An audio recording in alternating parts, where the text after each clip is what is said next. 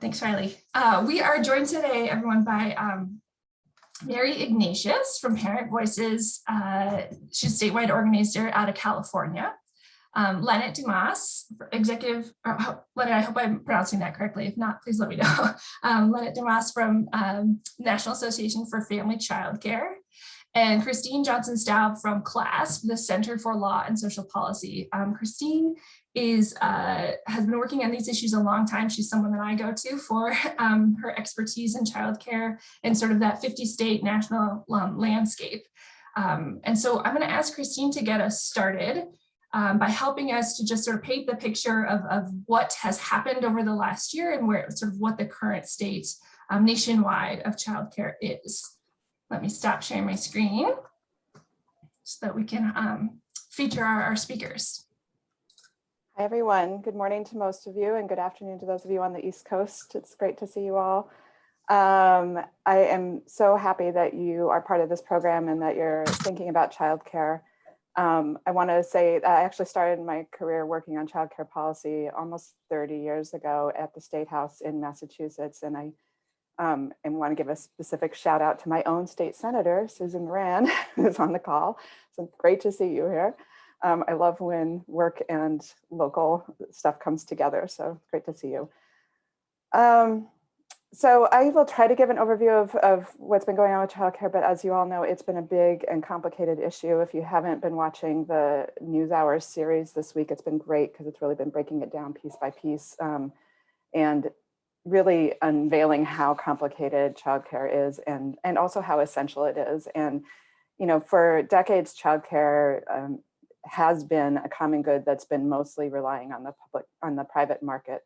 And the largest federal investment in childcare, CCDBG, which is the Childcare and Development Block Grant, which is, I think, really the foundation of a lot of what we'll be talking about today, because a lot of the funds that are coming through as relief funds or as other resources are tied to the CCDBG kind of system. But in normal times, pre-pandemic, that only reached about 1 in 6 of eligible children across the country. And because it's a block grant, and you all know what that means, it means states have a lot of decisions to make. And so the state child care assistance programs look very different from state to state. There are some things that they all have in common, but they really look dramatically different across the country. And that makes solving childcare a very complicated endeavor. Before the pandemic, and I'm going to cite a couple of statistics from a blog that Joan Lombardi just posted recently. I'll share it in the chat later. But before the pandemic, the median annual income of childcare providers was only $24,230, or around $11.65 per hour. And in many states, that's providers and childcare workers who have degrees, who have credentials, but regardless of that, they're doing the most important work. And it's important to note that that undercompensated and undervalued workforce is disproportionately Black women and other women of color, and historically has been. And communities of color have also been disproportionately impacted by subsidy policies or childcare assistance policies that have been designed in a state of scarcity and with a mindset of scarcity, that have really been designed in ways that are restrictive and put up barriers for families to participate and for providers to participate in the system. So there's been a lot of challenges over decades, and all of those challenges were really highlighted during the pandemic. So many of the policies that are in place, both federally and on the state level, are rooted in racial stereotypes and historic policies around welfare and other related policies that have carried over to current childcare systems that, again, are really designed to keep people out or identify people who are worthy of receiving them. So when you think about that and think about the fact that all families who are working need childcare, and that childcare benefits children so much, you see the really problematic impacts on children, on their families, on the economy of having policies that are designed, that are not designed to be inclusive, that are not designed to be accessible. So that's something we've worked, over the years with states, and I think there are a lot of great models out there. I don't want to be completely negative. But I just want to highlight that even prior to the pandemic, children of color, and especially Latinx and Asian children, were least likely to receive childcare assistance across states, regardless of their eligibility. And during the pandemic, childcare providers were essential workers and served many of the essential workers. So they were really on the front lines and adapted their work to the crisis. At the same time, many programs had to change their policies, had to change how they were operating, and we'll hear more about that. But it's, they had to operate at lower capacity. They had to operate with fewer children per classroom. And so that drove up costs at a time when they were really being challenged by resources. So it exposed the fragility of the system. And when they were operating at reduced capacity, they were also often underrolled, because we all know parents had very complicated decisions to make over the past year. Employment was inconsistent, participation in the workforce was inconsistent. Parents were making decisions about the safety of their families, the safety of their children, the safety of elder family members who were living in their homes. So they were making different choices about childcare, and that exacerbated some of the stability issues for childcare providers. But understandably, families had to make those hard choices. And so then providers had to make hard choices too. And we lost many providers as an outcome of that. Over the course of the pandemic, 1 in 6 of childcare jobs were lost. So that's a huge impact, again, primarily on Black and Brown women. I would say the upside over the past year has been that Congress has really recognized the importance of childcare, and other policymakers in states have recognized the importance of childcare. And federally, we've seen an investment of a total of over $50 billion for COVID relief specifically targeted to childcare. But that's still getting out the door, and providers are holding on by their fingernails and really trying to stay open and stay able to serve families and adapting to a really difficult situation. But they can't hold on forever. And your role in the legislature is really critical in helping to get some of those funds out, especially in some states, and to do that equitably in a way that supports the most impacted communities and addresses the racial inequities in the system. So it's a lot to think about. It's a lot of decision making, but we've seen a lot of good things happen too with the relief dollars, and looking forward in hopefully setting ourselves up for additional federal funding. And I'll talk more about the relief dollars later, but I want to give that as context. And I really want to to stop there and really let you hear from Mary and Lynette, because they have such great stories to tell about what parents and providers have experienced this year. Yeah.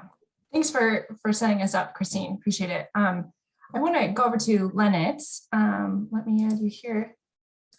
Lynette, could you tell us first a little bit about your work within the National Association for Family Childcare Providers, and then also what is the biggest challenge, I guess, as Christine's helped us sort of reflect on the last 16 months, and I love that she was, helped bring us to the current state right now that many providers are still sort of hanging on. Could you give us your perspective from the family childcare perspective of what the biggest challenge is right now?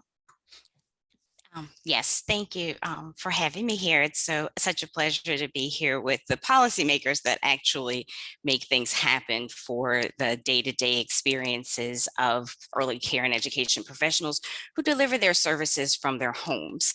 And so again, as Jenny said, I'm the executive director at the National Association for Family Childcare.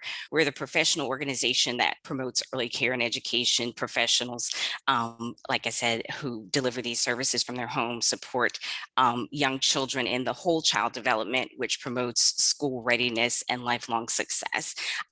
One thing I want to highlight really, it was a big deal. We had about 800 family childcare professionals gather last week in person in New Orleans, and then virtually from all across the country. I mentioned earlier when we were just talking that we had providers from Hawaii and Alaska and Japan that were able to participate because we were able to offer our professional development program online.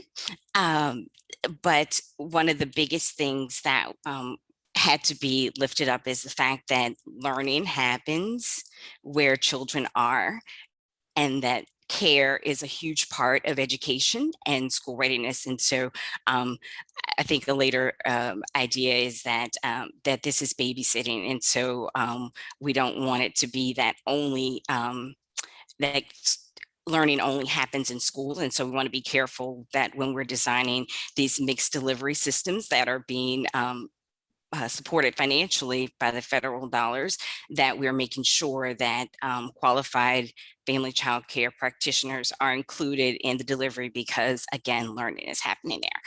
So now all of that to say, what's the biggest challenge that's happening? And it's compensation. It's just what Christine pointed out, compensation and benefits. And the idea of compensation that is relevant to the experience and the number of hours and the amount of education and training and expertise that's being delivered for families. It's a family choice, especially when you're talking about families that work non-traditional hours, families when English is not their first language, that they have cultural values that they want to continue throughout the learning day of their children. Family childcare helps to answer that. And so we want to make sure that we have the right calibration for what the value is, so that we're offering a dignified wage for these professionals who are offering a service that has kept the economy going. 66% of our providers remained open throughout the pandemic. And as Christine pointed out, often in limited enrollment, which means limited enrollment means limited dollars. And also at potential health risks to themselves and their families, where they don't necessarily have health insurance benefits. They don't necessarily have the time off to take care of themselves. And so it was really a challenge for our providers, especially because they were already working off such thin margins even pre-pandemic. So we want to make sure that as we're building back better, that we're thinking about what that compensation is and how we're actually making sure that they're eligible for the dollars that are coming down the pipe. Yeah, excellent. So many good points there. We're gonna dive into a bit more of that. And I just wanted to remind everyone that if you've were able to complete your modules on Thinkific, you heard a little bit from the Center for the Study of Childcare Employment, where they have that 50-state national index about wages and about experience and qualifications and things. And you can find your state-specific information through that. Maybe Melissa or Allison, if you could drop the link to that in the chat. If you haven't had a chance to see Thinkific, you can go there to find some information specific to your state. Let's bring in Mary. Mary, tell us a little bit about your work with Parent Voices, and also from your perspective, from the parents' perspective, the biggest challenge that continues, with COVID's impact. Good morning from California, everybody. I'm Mary Ignatius. I'm the statewide organizer of Parent Voices. And first, I just want to say to Lynette, family child care providers were the sheroes of the pandemic. We really could not have gotten through all of the changes without family child care providers taking great risk to their own families and to their own health to support essential workers. So I have to, every time I'm with a family child care provider, I have to do that. So Parent Voices is a 25-year-old grassroots organization in California. And we center the wisdom and expertise of parents to transform childcare and really all systems that impact families to be fair, just, and inclusive for all families. It's really important to us that the consumers, those who are actually using these services, have some sort of way to communicate their own ideas and solutions to making the system work better for families, because that's the intended purpose for everybody, for lawmakers, decision makers, for providers, for everyone, is how do we make these services work better? So we believe that policy is really incomplete if you're not including the voices of families. The biggest challenge that I feel families have faced before COVID, during COVID, and as we kind of make our way into whatever this new normal is, and Christine really sort of pointed it out, and it really is our childcare system being designed by folks who are looking for how to get families in and out of the system as quickly as possible, how to create as many obstacles and barriers so that families don't stay on long, because there's a lot of families waiting. So how do we get a bunch of families off so more families can come on? And that type of thinking has led us to kind of a lose-lose situation, because oftentimes we're pitting families who have services against families who don't have services against each other. And that's not helping anybody. And we believe a lot of it is rooted in that sort of welfare queen stereotype that was conjured up in the 80s, the 70s and 80s, that Black women, women of color are sitting at home waiting for a check. And therefore our policies must sort of result in asking for documentation over and over again, and who lives in your home, and where are your pay stubs, and a lot of almost intrusion, because there's a sense that if we aren't being that diligent on the eligibility side, then somehow there must be somebody who is committing fraud. And what we've witnessed and what we've seen and what studies have shown are that the number of families who may be committing fraud is like this much, like I think 3 to 5% is within the subsidy system. And yet we're treating 100% of families as if one mistake that they make, one pay stub that doesn't get submitted, one signature that is not on an attendance record could then take your childcare subsidy away. And our job at Parent Voices, what we feel we've been doing in particular, is really identifying what those policies are that have been causing the most harm, and really transform those policies into policies of healing, and really supporting and trusting families, to be good stewards of the social services they are applying for. They're this sort of welfare queen, I feel, is this mythical unicorn. I've been in this role for 16 years. I've worked with families across the income spectrum, across race, across language ability. All they want to do is raise their babies. They just want to go to work. They want to go to school. They want to get a paycheck. Like, the pride of having a paycheck is so real for these families. And we just kind of need to rebuild that trust and restore that trust in these communities, and then watch them thrive. We have members who have received multiple degrees, college degrees, while working because they had a childcare subsidy. And so I'll just say that the sort of racism and sexism and classism are still the biggest challenges we face in our system. And it's going to be through the healing and transforming policies that are going to really get us out of that. Yeah, I appreciate you bringing in examples of those policies. I want to spend some more time there. And I imagine, Lynette, that there are examples of policies in your, from the perspective of your constituents as well, that have sort of made things more challenging. I wonder if you could share with us a pre-COVID or policy or practice or something that did change during COVID that helped to alleviate some of those headaches, and maybe it's something that you hope continues, or if you could give us a policy example, that'd be great. Great. So thank you, Mary, for lifting up all of that. And in a past life, I was an eligibility examiner. So both sides of this.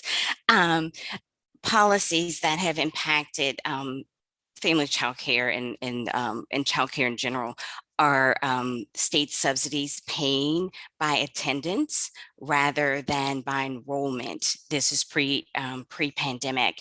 And so what happens is that the provider, as a business owner, has to be present, have a facility prepared, meals, activities, all the things are prepared.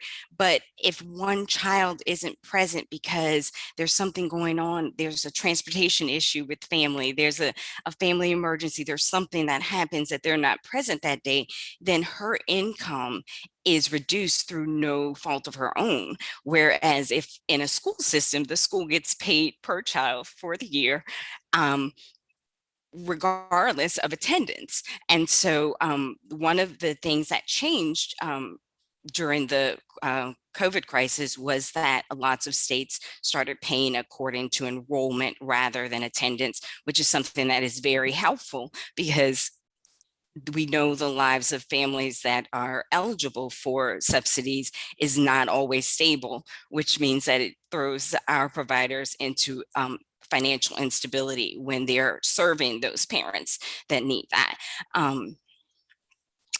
There's one other point that I wanted to make about that, and it is escaping me.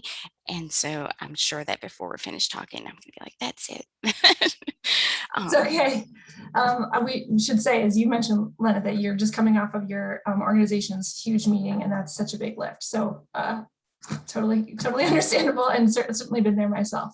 Let me ask anybody then, and I'll just ask one more question, folks. If you have questions for Lena or Mary or Christine, please feel free to drop them in the chat or raise your hand, and I do hope we can open this up a little bit to make sure that your questions are getting answered.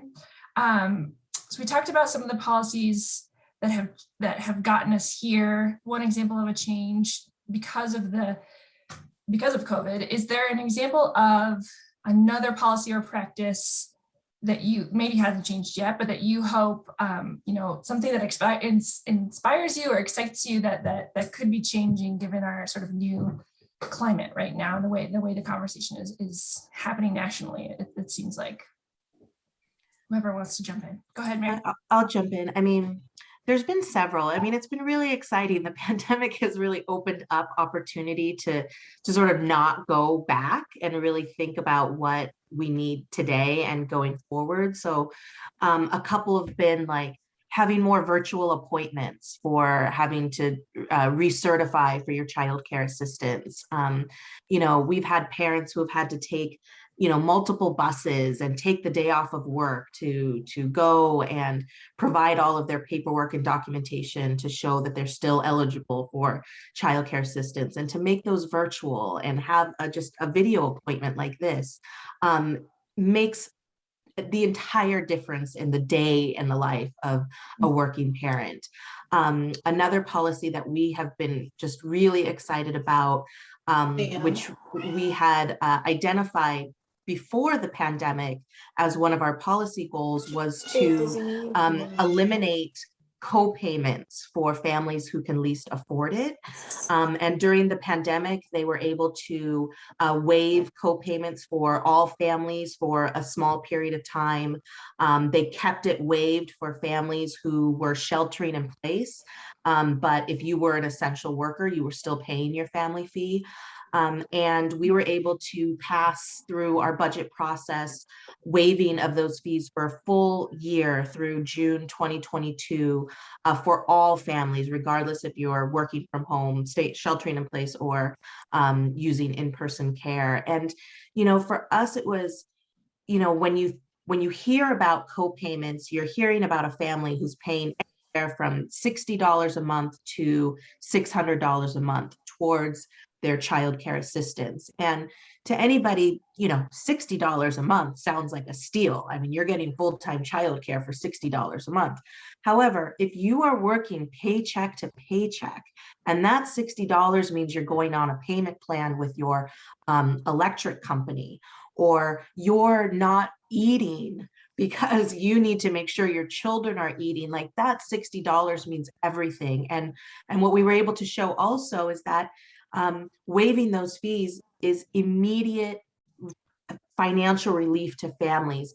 Starting July 1, it started. And so it's been incredible to have parents involved in that effort, talking to their legislators about what that $60 means, or that $300, and how it's tied to the way we pay our childcare providers, because those co-payments meant we were reducing the checks to our childcare providers, and our beloved childcare providers often would not take those fees because they saw the hardship it would have on their families. So now, again, women of color who are already paid low are now being paid lower because they love us so much, but love doesn't pay the bills, and we can't do that. So because federal dollars came in, we were able to waive those fees and ensure that our childcare providers were paid in full as well.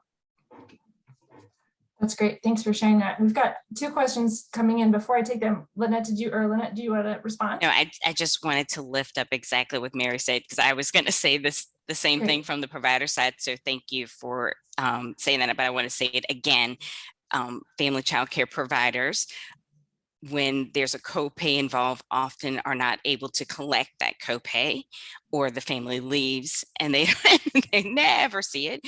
And so that the idea of paying for the cost of care for the family makes a huge difference. It's a public good that's being offered, and it needs to be paid for like a public good.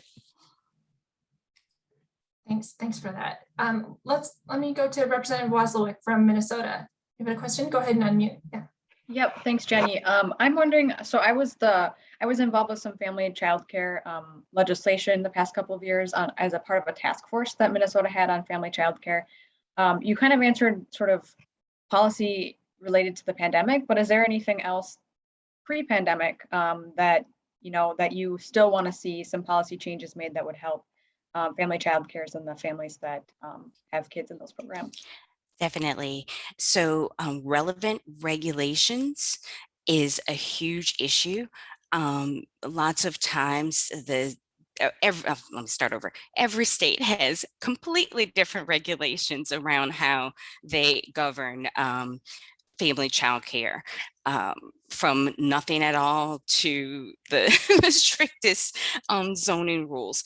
And so what we want to do is make sure that the regulation is relevant and responsive to the setting, that it's not turning family childcare, which has a value for being an in-home learning setting, that it's not turning it into a little center. We have stories where licensing inspectors have gone in and had people take out their living room sofas, had them take out their dining room tables in order to make the space look like a childcare center, and not understanding that learning can happen at the dining room table or on the sofa.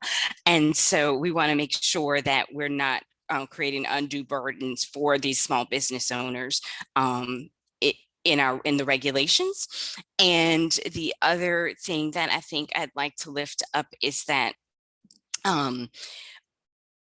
the compensation piece. I know in the state that I am from, which is Louisiana, that there's a lower reimbursement rate for family childcare, with the idea that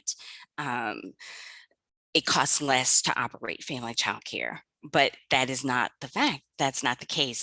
What we knew is that in that state, to operate a childcare center, the break-even point was 54 children, and family childcare never gets to that break-even point. And so we know that they have fewer children to spread the cost over, and they still have overhead and the same education and the same requirements. And so they should be paid in parity for the and not saying a kindergarten, oh, we're going to pay them like a kindergarten teacher if they have the same credentials, because they're working more than a kindergarten teacher and they're not able to buy into a larger benefit system like a kindergarten teacher. And so those are the 2 things: compensation, I'll say it over and over and over, compensation, and how we regulate those spaces. And it goes back to something that Mary pointed out. It's about regulating women of color and sort of a disrespect for the idea of care and early education. Jenny, if I could jump in for a second, I feel like one of the kind of overarching things that's being talked about here is that one of the outcomes of the pandemic that was really only beginning to be talked about before the pandemic is that there's a recognition of the importance of all of the different settings that childcare takes place in, and that parents choose the settings that work best for their families and for their child. And so wherever that child is, we need to support their being there, whether it's through quality supports, whether it's through facilitating professional development, whatever the pieces are, and certainly through compensation and payment in a respectable way. And there have been many states that have made distinctions between those settings and only use their subsidy dollars for certain settings. And that really disrespects families' choices and really honestly keeps families out of the child care assistance program, because they need to make the choices that work for their families, and then they end up not being able to use child care assistance for those. So I think that's been a real benefit of the conversation that's happened during the pandemic, because suddenly when everybody's kind of thrown into this chaos of the pandemic, people realized every family has to make these hard choices to fit their needs. And so let's make sure that we're supporting all of them. And that's been really helpful. Excellent point. Thanks, Christine, for capturing all of that. I see a question from Representative Moran in Oregon, and I also see Senator Hardy. So let's go to Senator Hardy first, and then we'll come back to you. Senator Moran, go ahead. Okay, thank you very much. Thanks for this conversation. It's really interesting. I'm glad you brought up the co-payment situation. We actually made some changes. We just recently passed a major bill in Vermont changing our subsidies, and we did away with co-payments for the lowest income levels. Another thing we did, and I just wanted to hear your reaction to it, because it hasn't gone into effect yet, or it's going into effect now, starting this year, is we changed the subsidies from an individual child-based subsidy to a family-based subsidy, so that families with multiple children were covered on a family basis rather than an individual basis. Oh, good. For me personally, I have 3 children, so they're now teenagers. But when they were little, there was a year when all 3 of them were in childcare at the same time, and it was excruciatingly expensive. And so I see you nodding your heads that was a good move, and I'm wondering if there are other models for that. And I actually have similar questions to what the representative from Oregon asked about rural childcare and childcare for farm workers and other workers with non-traditional hours and linguistically accessible childcare. So just sort of broadly speaking, but I'd love to hear your reaction to the family-based subsidies. If I may say, I've never understood this idea that we advocate for infants and toddlers only, or we advocate for 4-year-olds only, or we advocate for school-age children only. It's like you're being asked to choose which is your favorite child. And so we really, when folks in the child care advocacy world talk about expanding access to care and they want to, prioritize infants and toddlers, then I say, okay, well, then we need to prioritize families with infants and toddlers, knowing that if they have a 3-year-old or a 7-year-old, that we are serving the entire family, because it's not going to help if only one child is being served. So thank you, Senator, for using a family perspective in how families access these programs, because it's always just boggled my mind as to why we aren't using a family framework versus a child. I want to go to the latter part of what the senator said about linguistics and the language justice. And when we were surveying family and child care providers throughout the pandemic, right when the initial recovery dollars came in, we were asking all of the providers questions around it. And we found that 85% of our Spanish speaking respondents did not know the resources that they were eligible for. And so one of the things that we're trying to lift up is that beyond translation, that we have to create pipelines of information and resources, talking to people where they are in the language that they feel the most powerful in, so that they are able to advocate for themselves, realize what they're eligible for, and actually how we're reaching people who may be averse to being a part of systems. beyond just a non-English speaking family childcare providers, we also saw that family childcare providers are often the last to know that they're eligible for something. It was unclear when the pandemic first happened, when states gave guidance, it wasn't clear if it was just childcare centers, it was family childcare. So they weren't sure if they should be open, should they be closed. When it was time for PPP dollars and unemployment, then the verification that was needed were not always relevant to them, or when they found out that they were eligible for it, all the dollars are gone. So we want to make sure that family childcare, because it is a setting that families choose, that we are supporting them and making sure that they're a part of the conversation, that it's all early care and education settings regardless of the buildings, and that they know that they are eligible for the supports and dollars and resources.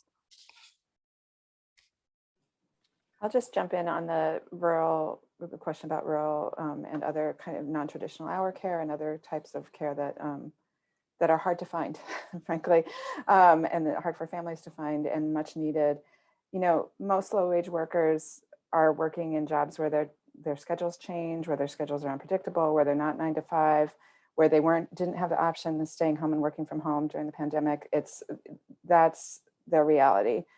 So having lots of options for care is really important. And this is another way during the pandemic in which I think the focus has reshifted to home-based childcare in a way that's really positive, but shouldn't be the only solution, but is definitely a huge part of the solution. And that supporting the development and availability of home-based childcare. There are states that are starting to set up things like family childcare networks that didn't have them before, that can be really a hub in connecting home-based childcare to resources, public resources, and to families who need them. And they are thinking about different ways, states are thinking about different ways of delivering quality supports, as I said before, in models that reach rural areas and that reach home-based childcare providers in a way that other approaches to those supports haven't before. So I think those things, you know, again, were being talked about before the pandemic, but I think have really taken hold during the pandemic as seriously needed and important to building out capacity for families, and particularly in rural areas, and particularly for non-traditional hour care and other types of care that is not currently being provided in center-based systems. And can I just speak really quickly to migrant farm workers that was in the chat? There's a bill in our California State Senate right now to make sure that our migrant childcare program aligns with other emergency childcare funding opportunities, because for an antiquated reason, those programs are not eligible for the ARP dollars, for instance. And so there's legislation to make sure there's continuity across all childcare programs that can benefit from these dollars. And excuse me, a couple of years ago, we had our Speaker of the Assembly had a Blue Ribbon Commission on Early Childhood Education, and we did focus groups with farm workers in the Central Valley of California to understand and hear their experiences. And one of the issues that they raised that we're still working on to change is that within that migrant childcare program, they had to move out of the county they were in after 6 months of receiving their childcare assistance. And the thing about agricultural work is that you are following the crops, whatever the season is. And so it often means you are moving jobs, you're not really moving out of the county though, you're just going 2 hours on a bus to get to whatever farm they need you on. And so thinking about, again, how to apply 12-month eligibility guidelines to farm workers in particular, so that the way their job forces them into situations doesn't impact their ability to maintain consistent, stable childcare. Thanks for providing that example, Mary. That's great. And we've just got a couple minutes left here, but your point about the focus group with the migrant workers is helping, you know, a reason we wanted to speak with you, Mary, and you, Leonard, was to really help highlight the importance of bringing your voices, your perspectives to the policymaking table.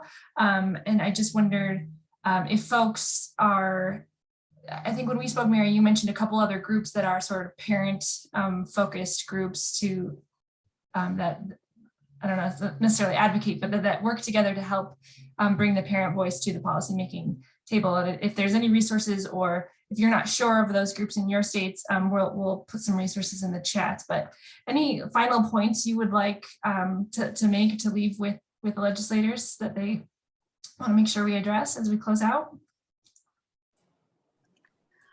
I'll jump in. I mean, for me, you know, the experiences we've had with legislators and legislative staff over our 25 years of bringing families to our state capitol is that you want to hear from these families. Like you learn so much when you hear directly from your constituents and the consumers of the programs that you are making laws to pass. And so I would just suggest, you know, anytime you're thinking about, you know, creating a stakeholder table, or if you're doing, if you're on a committee for your state budget or a legislative policy, make sure you have parents as witnesses, as expert witnesses, and really ask them, you know, how this policy will impact them, and really do it on the front end when you're starting to, excuse me, build your legislative packages for the year. Bring in a group of parents, and I'm happy to connect you to groups like Parent Voices who are in your states, because we are there.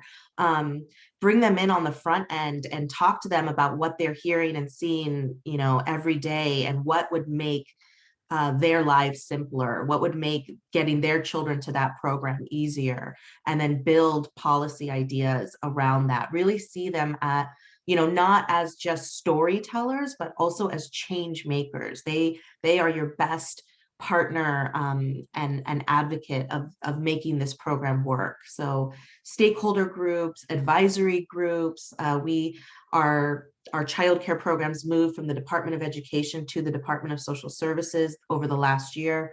We had a parent advisory group who have been informing the administration and informing the legislature on how to improve those services for families. And so I would just say they are a key stakeholder to make sure your policies get to the intended purpose that you wanted.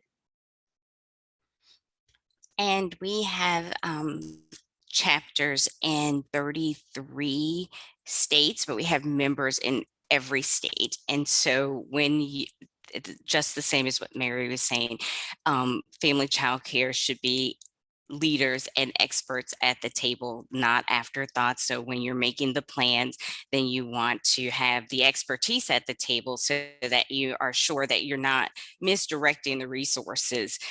We have stories of family childcare providers who have received expensive things from their state administrators, but they weren't relevant to what they were doing, and they didn't help the care that they were in, education they were given to young children, because they hadn't been consulted.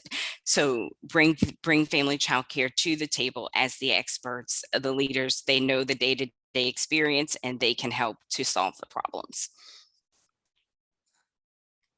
Thank you both so much. Christine's going to stick around. She'll be with us after our break, so she'll have some more to share in a little bit. Thank you so much for your morning, guys. We're going to transition to our next, or morning, afternoon, wherever you are. We're going to transition to our next opportunity. You're welcome to stay on, and we'll, Allison's dropping in some places to find more information. And if you have questions for Mary or Lynette, I'm happy to connect you with them. So thanks again. Let me.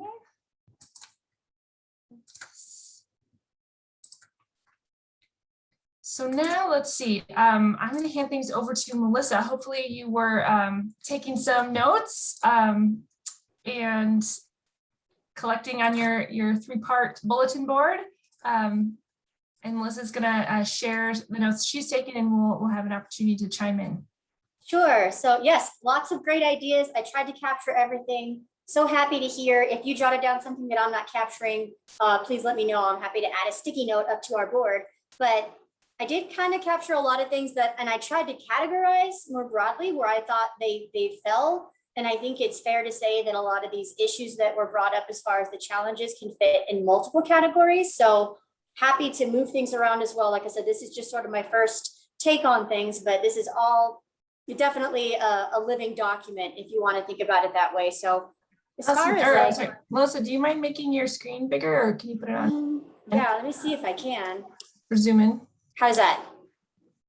Is that helping? a little bit more? Okay, yeah, I tried to write these succinctly, but also wanted to give enough context to remember what the comment was. So just kind of more broadly, I guess I'll just start here and we'll just sort of see what I'm missing. If you want me to reword anything, feel free to unmute or throw it in the chat and just let me know. But some of the things I heard that I kind of categorize as broader systems issues were policies not always being developed to be inclusive. We talked a couple of, that came up a few times. The childcare system includes too many obstacles or barriers, kind of related to that first idea with the, Mary mentioned the welfare queen sort of term and brought some of those things to light. A longer term issue that has been an issue even prior to the pandemic was that regulations aren't relevant or responsive to the setting all the time. That was the example with the dining room table having to be moved from a home provider's setting. Another long-term issue was related to compensation, the idea that it costs less to operate family-based versus center-based care. So those are, and actually see this one, seems like it's a system, it's more of a thought, but I think that could also fit under financing. So like I said, happy to juggle these around however we need to. Some of the other things, and if Jenny or Allison, if you see things coming through the chat related to my conversation, please feel free to interrupt me because I can't always see the chat either while I'm chatting through these. So some of the things that came up, financing was another big one, right? Compensation and the benefits for childcare providers, obviously not comparable for their expertise or their efforts. And that's kind of a thing that we've all known for a while. Family childcare providers didn't always know when they were eligible for funding, so they missed out at times. Childcare providers were historically underpaid. That's related to this one, and that's particularly for providers of color. Childcare workforce was working on slim margins even prior to the pandemic. So again, that's a longer term issue. And the COVID pandemic exacerbated stability issues for childcare providers, as was discussed and as we've all sort of seen. So let me just hear from people about the challenges first. Let me know if you want me to move a sticky, change a sticky, add a sticky. What are your thoughts? Yeah, if anyone wants to unmute and share a challenge that wasn't stated in the conversation, something that's bubbling up in your state, feel free. Jen, this is Banette, Senator Masaluka from Hawaii. I thought I heard somebody mention about language access and how some of the marginalized communities, economically disadvantaged communities, may not necessarily, it's not about translation, but it's about the awareness of what resources are available to them. I don't know exactly how you want to phrase that, but that is a challenge. Let me, okay. Yeah, thanks for bringing that up. Okay, so I don't know, Jenny, that I can, I'll add that to one of these. Would you mind just really succinctly, somebody just repeating that for me, and I'll go ahead and take that note, and then I'll add a sticky to it. I don't think I can add stickies when I'm showing my screen this way. Oh yeah. Or actually I can't, never mind, there it is. I just had to move it over. Okay, yeah, if we could succinctly. Services, helping families with languages other than English, know about services and access services. Okay. Thank you. So that one I will fix and add later. What else do we have? Anything else? Thank you so much for that. I'm going to stick that one up there so I can make sure I clean it up. Sure. Yeah, what else did I miss? I think let's move to the innovations then. Innovations, yep. This certainly isn't the complete list of challenges to childcare. We know that. Right, no. So innovations, we had a lot, which I was really happy to see. I'm going to try to keep my screen as wide as I can again, because there's a lot of them, which is really nice. And I kind of categorize these as issues or innovations more directly impacting the family, innovations at the federal systems level, or I guess you should say the family level. So if we think about our nifty conceptual framework for the program, right? We're talking about the family level, sort of that inner circle. Maybe the state systems are like a little bit broader, and then the federal system. So I actually should move these around. I'll have to shift things a bit, but just to kind of give you a sense for what I was thinking. So some of the family things that came up were respecting families' choices, really understanding that, you know, for some families, center-based care works really great. Other families, they prefer the home-based care. So just sort of like recognizing that that's what works for them, and we need to respect that. Reaching childcare and rural providers was a big one, right? That providing them more support when they need flexible hours to meet the demands of their jobs. Senator Hardy mentioned the family-based versus the childcare-based subsidy. So the child-based subsidy, so that was a win, a really great innovation that's been coming out. More virtual appointments were available to recertified childcare assistants, so that's a great thing. At the federal level, so I guess let's actually scoot over to the state level first. And so some things that came up: legislation to ensure continuity across childcare programs that can benefit from funding. Long-term issue, again, this was pre-COVID as well. Regulations weren't relevant or responsive to the setting all the time. Oh, I guess that's not really, I was probably copying and pasting. I apologize. That went on the last one.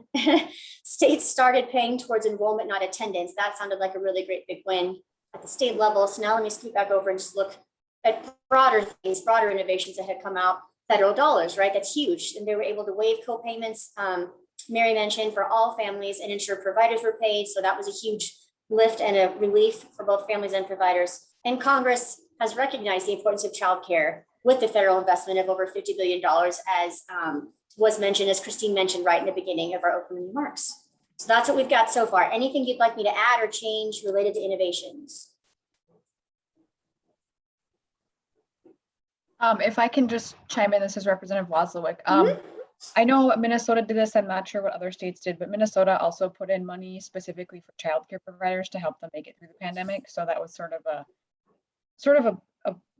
big thing, because childcare hadn't always been a priority issue, but I think the pandemic made it clear that we needed to do something to ensure that childcare providers made it through, because families depended on them.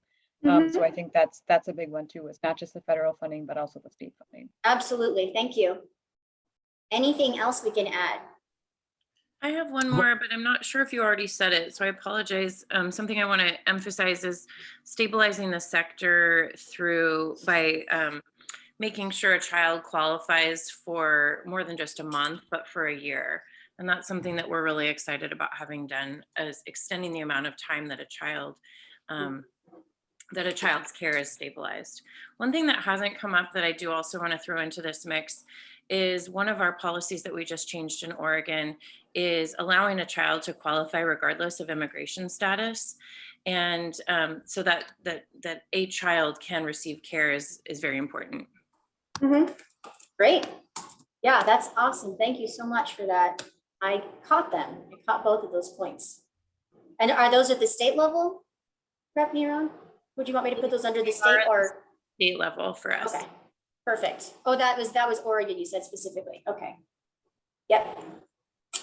Melissa, this is Representative Tipton. One comment that was made that caught my attention was relevant regulations. And so many times in the legislature, we pass laws, state agencies put regulations in that sometimes even go beyond the scope of what we intended. And I heard a presentation this week at a conference. They talked a lot about common sense. And sometimes these regulations, they try and fit one thing into one thing for all, and it does not work. So we need to make sure that our regulations are workable regulations that work for the agencies, the providers, and the families.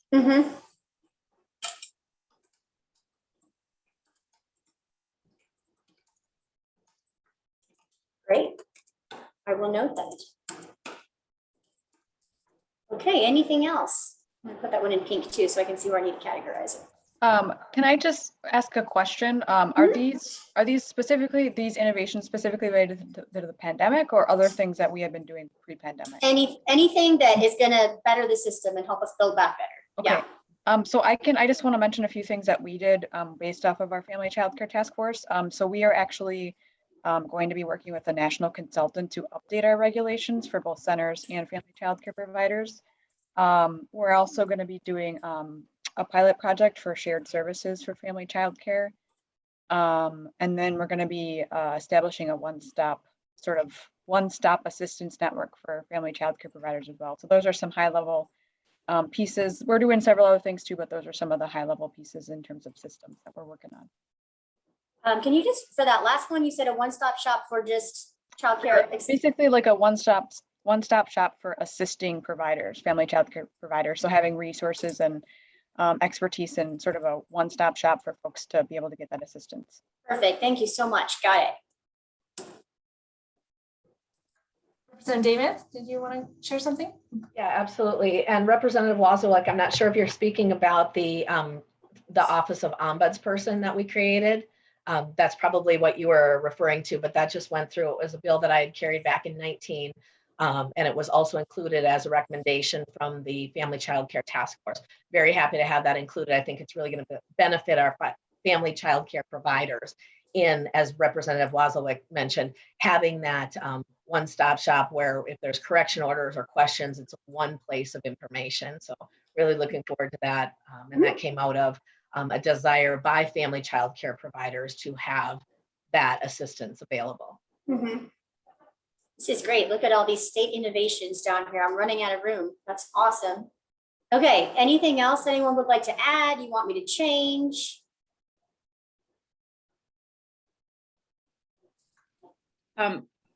This is Senator Hardy again from Vermont.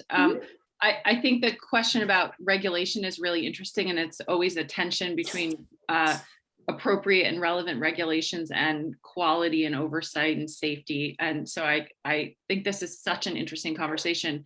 But one thing we did a couple of years ago, actually pre-pandemic, was passed legislation about testing water in all schools and childcare facilities for lead.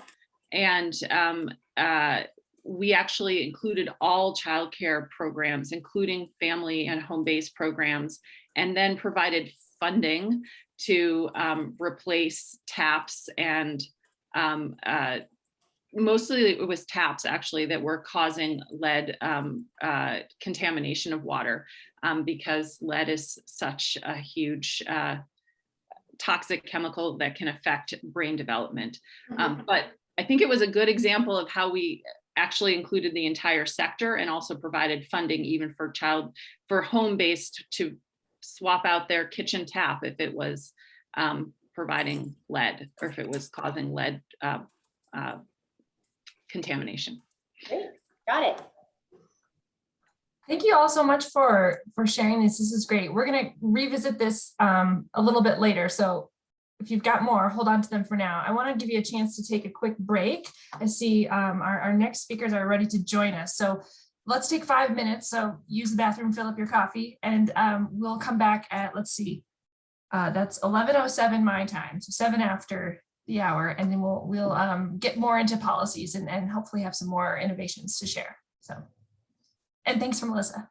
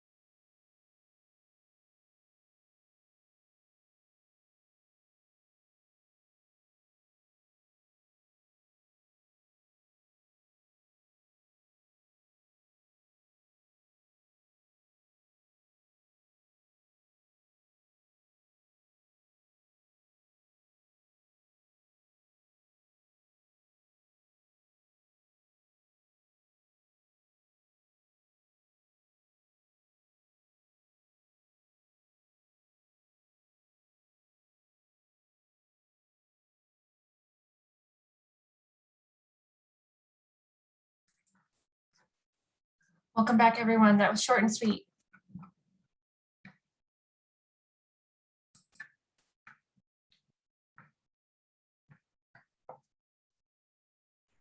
Let's go ahead and get started. We are going to be joined by Christine's going to join us again, and we've got a couple other guests. I don't yet see Commissioner Bai on yet, but hopefully she's able to join us soon. We're going to turn our attention now to, as I said, sort of the implementers, the folks on the ground who are navigating these new funding opportunities and helping, in some cases, in states where legislators don't play as large a role with this new federal money, in some cases are sort of the policymakers in deciding how to prioritize and how to use these funds. So really excited for this next conversation. This sort of came out of some of our past fellows meetings in which we have heard that sometimes at the agency level, legislators don't always know exactly what's happening at the agency level or don't have a good sense of the priorities there. And so we wanted to bring in a couple of those folks to help you understand their work and how they are a really essential part of this rebuilding and reimagining. So Commissioner Bai, I hope will be able to join us soon. She is from Connecticut, from the Office of Early Childhood. As I said, she was a former legislator. Actually, she was a former child care provider, if I understand correctly. And then legislator, was a early learning fellow in one of our first years, and then the commissioner of early childhood and within the executive branch. So hopefully she'll be on soon. We'll also be joined by Woody Dover out of the Georgia Department of Early Care and Learning. And Woody's background is from the budget office within the legislature in Georgia. I'll let him tell you about that. So someone who really knows the ins and outs of all these funding streams. And then Christine is going to get us started with a little bit of an overview on the ARP funds, the COVID related funds specific to childcare. Just some of you may be very familiar with what's happening in your states with these funds. For some of you, we know this might be the first time you're getting these details. So let me stop sharing and hand things over to Christine. Thank you. And I am going to start sharing a little bit. I want to start by really acknowledging that that this has been a complicated year for tracking federal funding because it's been coming out in bits and pieces, and there's been guidance that's been coming out along with it. So I'm going to try to paint an easy picture of everything from beginning to end. Sorry, I can't talk and share screen at the same time. Here we go. Slideshow. All right, here we go. So I'm going to try to paint a picture of kind of where we started at the beginning of the pandemic and where we've come since then, and what the timelines look like for all of that. Just hide that. So this timeline is something that was actually produced at the federal level to show how childcare relief funds over the past year all fit together and how the most recent funds in the American Rescue Plan fit in. As you can see, we have the CARES Act funds starting back in, I think it was March of 2020. It's been a long time now. And in some states, those are still going out. So it's not like they were appropriated and then used quickly. And then came what we call the CRSA Act of the Coronavirus Relief Funds that were approved last January. And then the American Rescue Plan. And so the levels of funding in each of these is really different. Clearly with the American Rescue Plan putting the biggest chunk of money in. But what this really shows is that these funds had timelines built into them at the federal level for how long they could be, how long states could take to obligate them, which basically just means to have contracts in place or a formal plan for spending them, and then liquidate them. So these funds overall really stretch out into fiscal year 2024. So the note I want to make on that is that I think, there's been a lot of discussion about short-term versus long-term, and we're working on getting more federal funding that will be permanent. But when you look at 2020 to 2024, that's 4 years of a child's life. So these overall, these funds can be used over a period of time where they can really have an impact on families and children and providers. And they have been being implemented at the state level, as you all know. And in each state, it varies significantly how much the decisions are made at the administrative level and how much they're made at the legislative level, what kind of approval from you all is needed in order to move the funds out. And I think I said this at the beginning, but I just really want to emphasize the critical role you all play in making sure that these dollars get used effectively, get used really quickly because the field needs them now and because families need them now. And because when you get them out and they have an impact on families and providers, it's much easier for us to go back to Congress and say, look, these had a really positive impact and we want to continue some of those great innovative policies that we were talking about in the last session. And we want states to have the option to continue them. So we need to invest in a more permanent way. So I'm going to focus in on the childcare relief in the American Rescue Plan because that's the most recent and the biggest chunk of money. And you know what you all know is that there were 3 chunks of money in the American Rescue Plan that were specifically for childcare. There is other funding as well, and other provisions that affect families. There's Head Start funding, there's other funding, early intervention, and there's local aid and state aid that can be used for childcare under certain circumstances. So I'd be more than happy to have conversations with each of you about all of those opportunities, but I'm going to really focus in on the ARPA funds that were specific to childcare. So in the American Rescue Plan, there's $15 billion in supplemental CCDBG funds, which is very, very flexible childcare assistance funding. And I'll talk about how that can be used. There was $24 billion in it still says sustainability, I meant to fix that, stabilization grants. So you've probably been hearing a lot about stabilization grants. And then there was a very small chunk of increase, but $633 million nationally in mandatory CCDBG funding. And that's important money because it doesn't go away. The first 2 are on that shorter timeline, but the $633 million actually can be implemented in an ongoing way. And so it's great for kind of small projects that are long lasting or small policy changes that are longer lasting. And the first 2 years of that mandatory funding usually requires state match, but in this case, the first 2 years do not require state match. So it's really great funds to use for projects. So starting with the supplemental childcare subsidy dollars, they have really similar flexibility to what the CARES Act and the CRSA dollars looked like. And I know in many of your states, you're still getting particularly the CRSA dollars out and have used those for grants, which we'll talk about in the next slide. There is an opportunity if you've committed CRSA dollars to things like stabilization grants to kind of rearrange the funding in the background so that you're using stabilization money for that instead and you can use CRSA dollars for all kinds of other provisions. So I just want to highlight that option, which again, we won't go into right now, but I'd be happy to talk more with people about.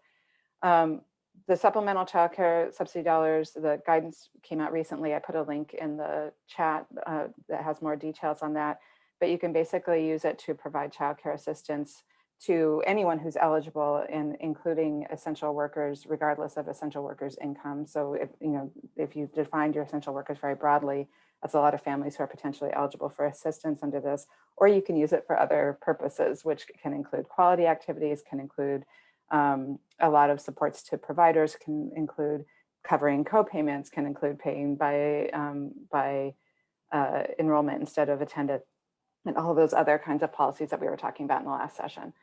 You can also use it to support more equitable payment rates, which is something that when the guidance came out, the Administration for Children and Families really emphasized. They emphasized 2 things. They emphasized looking at your payment rates to make sure they are equitable for providers and consider the compensation issues that we talked about at the beginning of the last session. And also they emphasized making childcare more affordable for families, including covering co-payments, including setting co-payments at a lower rate, including raising your eligibility levels if your eligibility levels are really low and that's keeping families out. So there's a lot that you can do with the supplemental childcare subsidy dollars. Those have to be obligated by September 2023. The stabilization grants are a lot more restricted in terms of what you can do with them, but they're still pretty powerful, and it is the biggest chunk of funding under the American Rescue Plan. So it's helpful to think of the stabilization grants as a pot of money to support providers, not to support individual children and families. Where the CCDBG money could be used for subsidies, the stabilization grants were really designed to relieve providers of the impacts of COVID, but they can also be used in a way that's thoughtful and forward-looking. So they are, within the stabilization grants, there's a 10% administrative set aside that can be used for administering the grants, obviously, for letting providers know that they exist, for making sure that you're doing all of that stakeholder engagement that we talked about, reaching providers who you may not otherwise think of reaching. And they are, providers are, the eligibility is very broad. So for instance, family, friend, and neighbor providers are eligible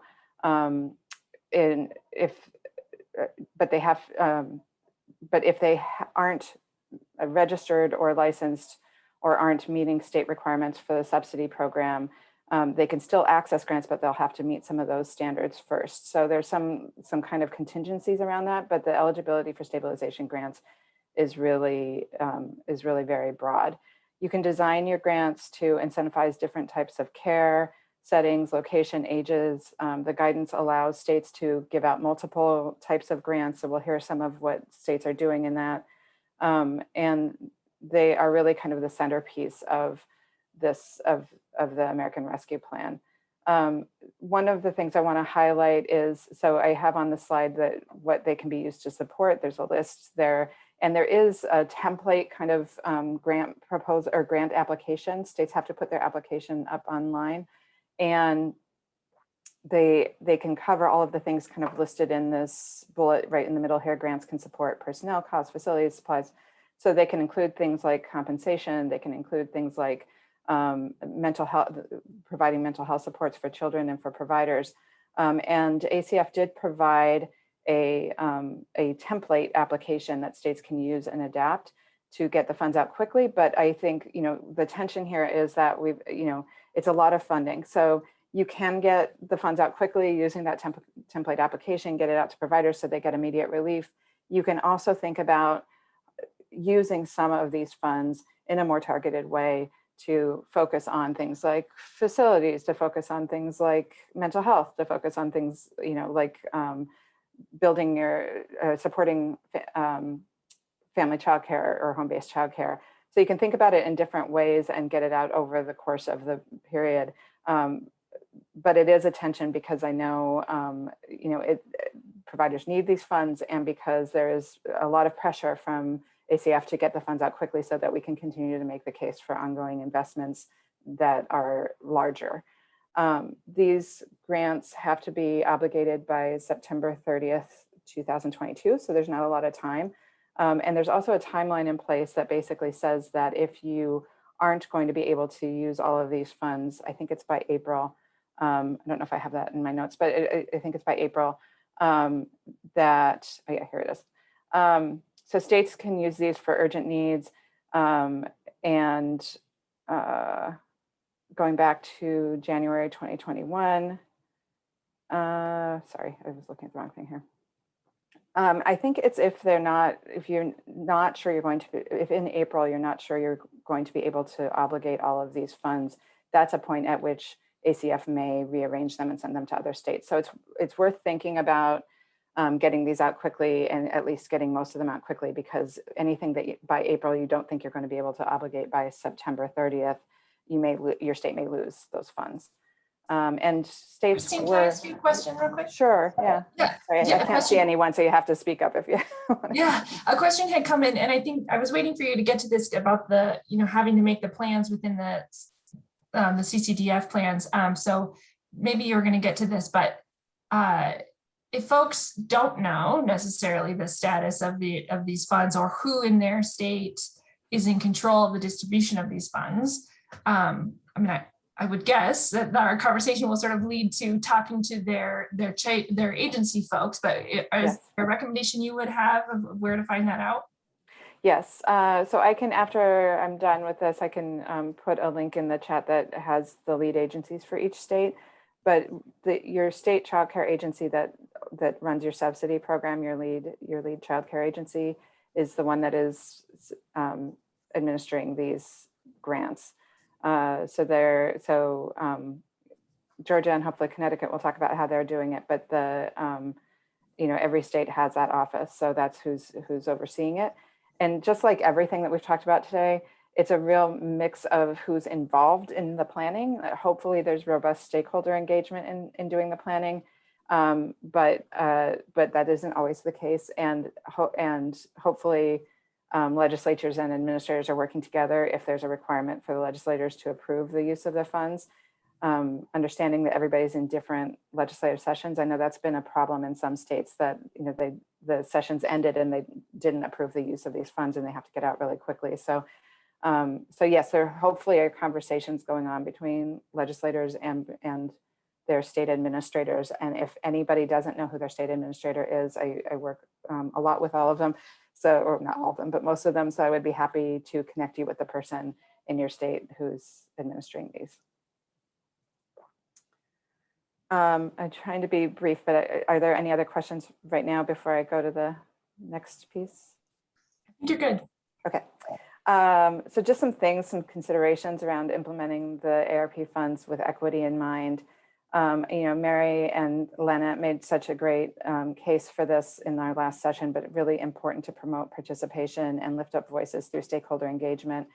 I would also say, you have in your state a lot of information about how previous rounds of relief funding were used, who received them, who didn't. So thinking about equity in terms of who has had access to relief funds so far and who has taken them up and why or why not, what might some of the barriers be? Because there is in that stabilization grant administrative part, there is funding to do outreach and technical assistance to providers to access these funds. So it's really, that can be used in a way to really target communities that may be underrepresented in terms of who's receiving relief funds right now. It's really an important thing to look at. You can, collect and use data in ways that reflect diversity and promote equity. And that just means having conversations in addition to using kind of the hard numbers that your agency may have. It's important that there be some kind of outreach to, trusted messengers in communities that are underserved and most impacted by COVID. You're talking to providers and parents, as Mary and Lynette said. And so just thinking about that in terms of from an equity lens and the linguistic issues, the language issues that Lynette raised as well.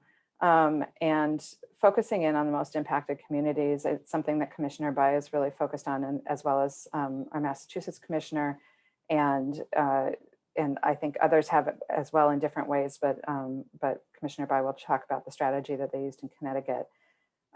Really, back to our kind of theme of the regulations, include all settings, but designed to meet different needs. So when you're thinking about how these grants get used and working with your agency and administering them, it's important to be really inclusive of the different settings that parents are choosing for their children, and to acknowledge that the grants going to them may look differently. And then, of course, making the application process and TA and support accessible.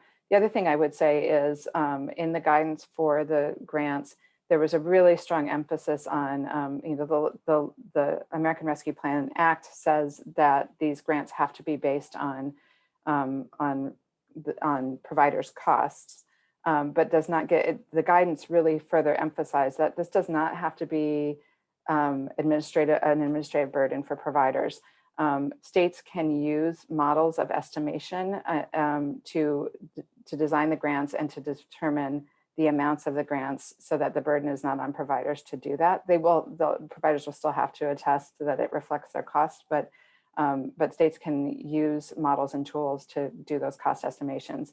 We're actually having a call this afternoon with state administrators where they can learn about different tools for doing that. So I think it's something many states are considering, and that it's really critical in terms of both keeping the burden low, but also being able to build in some of the costs that we were talking about earlier, like fair compensation, mental health, supports, benefits, all of those things into the costs of operating.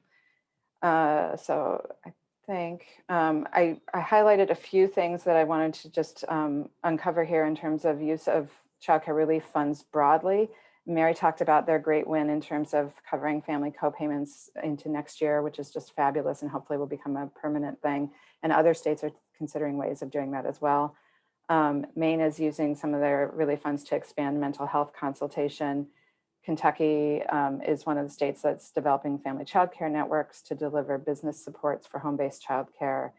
Missouri is expanded access to campus-based childcare programs. Massachusetts had, out of their relief funds, developed a facilities grant for home-based childcare providers that was really designed to work well for home-based childcare providers and was within the constraints of how you can use childcare funds for facilities. So that was a great achievement. And then Nebraska used some of their relief funds to expand eligibility so that more families could have access. So I will stop there.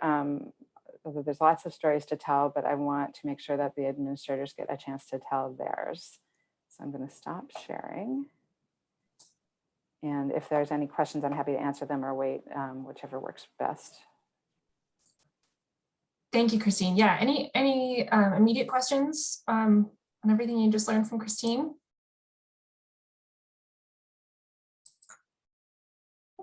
All right, hearing none. I would really love to bring Woody into the conversation. Oh, sorry, Allison, go ahead. I was going to say I saw the delegate's hand go up. Do you still have a question? Yeah, thank you, Allison. Christine, I appreciate the presentation, and I love CLASP. Used to work a lot with them. I'm a local person in Maryland, at least for your DC office. On the expanding of provider rates, one of the internal debates we're having in Maryland is using the ARPA money to do that, but obviously it's not forever. And so, I think there's some hesitancy among some of the provider community that the budget won't be there, in a couple of years when that money goes away. What are your thoughts on that, or how are other states handling it? And obviously, we don't know what's going to come out of the reconciliation package, so maybe we're having a different conversation in a couple of months, but just curious your thoughts on that. Yeah, let's hope. I'm really optimistic about the reconciliation package, or about just not necessarily that package, but the atmosphere in DC in general around childcare. I really think if there's a time where we might really get some big permanent investments, this is it. So it's exciting. It's been the conversation for the whole year is this is temporary funding. We want to do big things with it. We also recognize that there were so many, as we started this session earlier today, we recognize there were so many flaws in the system before the pandemic. And so I think, there's a couple of ways to think about it. One is there are states that are going ahead and doing the big changes, like raising payment rates and building in fair compensation and other important costs that are real to reflect what providers are actually experiencing and what it takes. And are, in some cases, maybe they're sunsetting those at the end of the federal funding and hoping that more funding comes in before that, or they're committing state dollars in some cases where there's state dollars available to bolster that investment so that can be ongoing. There's no set answer, and it's a really hard question. But I would go back to that 4 years and say, that's a long time in the life of a child and a family. So if you can do it if you can make these important investments for some period of time and continue to work hard to increase investments over time, I think it's worth doing. It's not the first time we've been in this situation. There was I can't think of the name of it now, but in 2000, ARA, thank you. It's so close to ARPA too. I should be able to come up with that. But that was a similar situation, and it happens that states have policies and then have to roll them back, and that's hard to do, and it affects people, and I don't want to minimize that. But helping people now, and particularly when people are coming off the pandemic, and these are relief funds, and we really need to kind of recognize that people need a big investment right now, and do that in the best way that we can, and then work hard to make sure that there's more money in the future. Thank you. Thanks for that question, Delegate Solomon. I want to bring in Woody from Georgia. He's got an answer for that as well, and ask him a few questions as well. So Woody, are you here?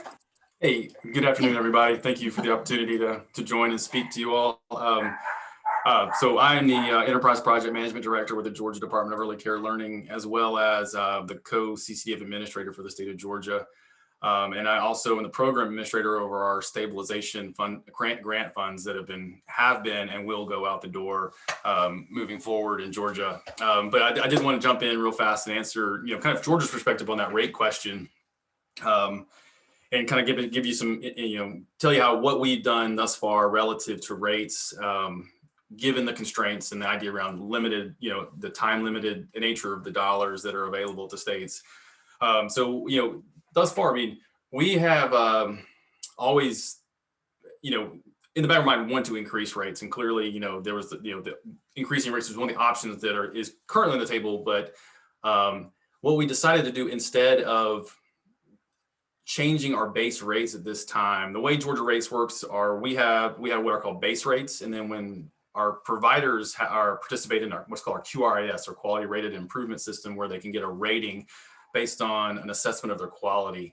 And when providers do that in Georgia, they can get enhancements to their childcare subsidy rates. So it's anywhere from 10 to 40% based on their star level.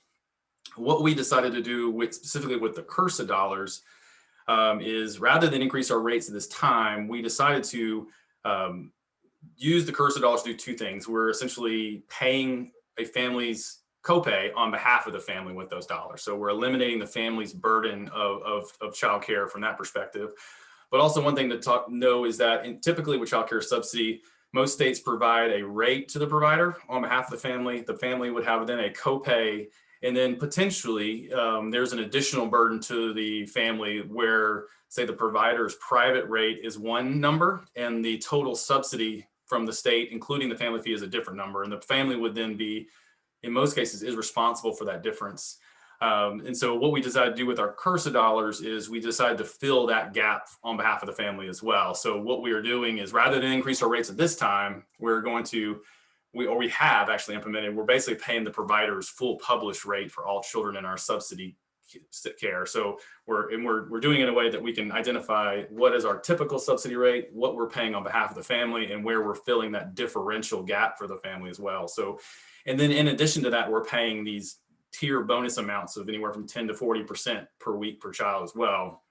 So in most instances, not only are we meeting the provider's full published rate, we're usually exceeding it with a quality bonus there. And the impact, at least while this is in place, is that the family, families that are eligible for childcare subsidy in Georgia can choose any provider who's willing to participate and not bear the burden of cost during that time. And another positive, at least we feel, of the way we did this, rather than just increase our base rates at this time, is that the expectation level has been set. We said this is a temporary program. We are going to do it for the foreseeable future, and by doing that, yes, there is the risk that, or it will go away to some manner in the future. But at least everybody knows that right now, and they can understand what is that burden, or what is that amount if you're a provider, and when it will end, so you can begin planning for what will be down the road. I think that's this thing that's difficult about upping your rates, is that then you worry more about sustainability of those rates absent of additional dollars. And so I think by doing this, we can at least promise it for a temporary amount of time, potentially 2 to 3 years, and potentially allow us to scale it back if there's no additional ongoing dollars that could essentially fill that gap, or help get our base rates to a more to a higher level down the road. So hopefully that helps kind of give some context of a different way to think about it, or one possibility, or the fact that sometimes the state, you just got to get creative with what you can and can't do. Thank you for that, Woody. Would you mind just sharing with us a little bit more about Georgia's priorities when it comes to the additional funding over the last year? Oh, most definitely. So initially, when CARES was passed, the priority there was our stabilization payment program, and that we called it STABLE, actually, and that meant it stands for short-term assistance benefits for licensed entities. And what we one challenge that states have is actually getting dollars out the door to entities. You have to do, when you're doing that, there's a lot of things, you have to get in place agreements if you don't have them already that enable the recipient to receive public funds. And that can be a really burdensome process and very time consuming. What we decided to do in Georgia was, since we made our eligible providers all of our licensed childcare providers, so licensed childcare learning homes and licensed childcare learning centers, which is mostly by default, they are what's called CCDF eligible, meaning they're eligible to receive CCDF dollars based on federal regulation. And they make up our childcare industry. And so we basically made a stabilization payment a benefit of the license that they have with the state. And so they had already cleared the hurdle to receive the benefit. So we were able to stand up an application within about 45 days, and they could apply. And then within roughly 30 days of the close, we had about 92% of providers had already received their funds. So because they basically had to apply, acknowledge the restrictions of the benefit and whatever regulatory items go into that, and then we could go ahead and execute their payment without establishing a new agreement with them, which kind of drags out the process. So with CARES dollars, that was the primary use of CARES dollars for Georgia, which we've now finished using. So we used roughly 125 million of our 144 million to stabilization payments. We also, in that interim, we established a small essential services workforce priority group within our childcare subsidy program, where families could be eligible at 85% SMI and below, which is which we had roughly about 1,000 children served through that group for about a year. And then the other and that was about, and then another portion that went towards amended policies regarding how providers can and cannot bill for childcare subsidy. Typically, the child must be present in order for the provider to bill. In Georgia, what we did is set in place rules that allowed, like, if the family or the child had been present just before COVID, then they could continue to bill for that child even in the child's absence. That way we could, and the goal there was to essentially support those revenue streams for providers so they didn't go out of business. So the combination of those things really made up the bulk of all of our CARES dollars. And then now with the passage of the CRSA dollars, we had to come up with a plan in a relatively short time frame due to the restrictions on that, or not restrictions, but the regulations on that funding required states to let OCC know how they intended to use those dollars, at least initially. And so one of the ways we used roughly about 45 million of that to complete our third round of stabilization payments, which is already concluded. We allocated a large portion of those dollars to what we call our access program. And that's the program I mentioned about how we are essentially paying the family fee for families, as well as paying the additional amount to the providers for their childcare rate for childcare subsidy. And then the other thing that is, we did a small after school network program where we're looking to do extended TA for after school programs and get them to higher quality standards. And then another thing, we actually made direct bonus payments to all childcare staff in Georgia who worked at least 20 hours a week. We made direct $1,000 payments to those individuals through an application and payment process, which we are just now starting to roll out those payments and planning for additional rounds of those payments moving forward. And so back to the dollars, I mean, just for some context on how states can kind of react to this and administrators react to this, is like, it's kind of it's action and reaction because of the way the funding has rolled out. We had given the amount of time between CARES and CRSA, most states were able to kind of create a long-term plan for the CARES dollars. Then CRSA was passed and plans were put in place. I know in Georgia, we didn't want to necessarily put in place a short-term or short plan for the entire amount of CRSA that Georgia received. We basically came up with a plan to spend roughly 50 to 60% of it over the course of about 12 to 18 months. And then we're going to come back to the drawing board and replan how we intended to use it. But then ARP came, and then so now we're kind of trying to reshuffle in terms of, okay, clearly we won't use CRSA or other other CCD supplements for stabilization, because we'll shift that over to stabilization dollars and then begin to figure out how we use the bulk of, the remainder of CRSA for either workforce or additional, the subsidy payments. And then also figure out how we go about creatively adding children to the program in a way that we can do so that is at least sustainable, or at least gives families an assurance over a certain period of time, so they know how to plan accordingly if it can't be guaranteed over the length of the future. So, and what I'm getting at is, as Christine discussed, I mean, this is a 4 years out of a child's life. We're looking at CCDF regulations as well as our policies of Georgia. Is there a way that we can make those 4 years count? Now, we may not be able to guarantee beyond the 4 years, but if we, Georgia, we have a universal pre-K program. So we're looking at, can we enroll families and at the very least create a continuity of care from the time they are in their program all the way to that pre-K program, where their cost is substantially reduced after that point, because they're really pre-K is typically covered for most of these 4-year-olds in Georgia. And then the family can plan accordingly for after school or summer care, which is not nearly the burden of clearly a full-time care as a 2-year-old. So trying to figure out how we can do something along those lines is where we are now. It's just, and that's, as much as we'd like to act quickly, it's difficult, because you've got to think through all the scenarios that are out there, plan in terms of how you as an administrator, an agency, and a system can manage those things without creating an expectation you can't meet.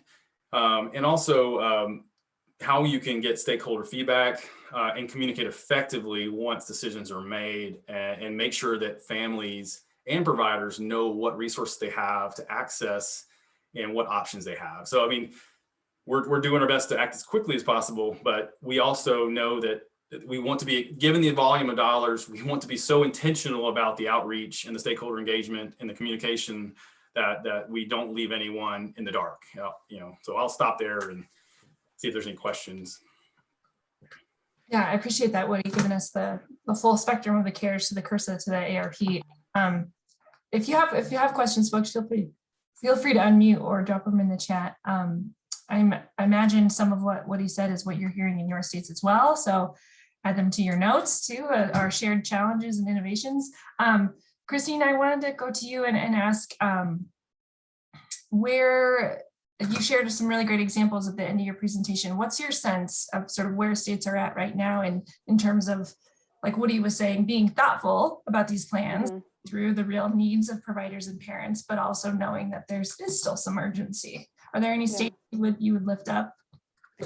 Yeah, can I ask, have we seen Commissioner Bai yet? Because if not, I will. No, I had a message from her staff that they thought she'd be joining. So we might have to move to a recording on our Thinkific platform of her later. Okay, then I won't. Feel free to talk about then I won't steal her thunder. Yeah. I think what I am seeing is, I think I'm definitely seeing this tension of quickness versus, really changing policy.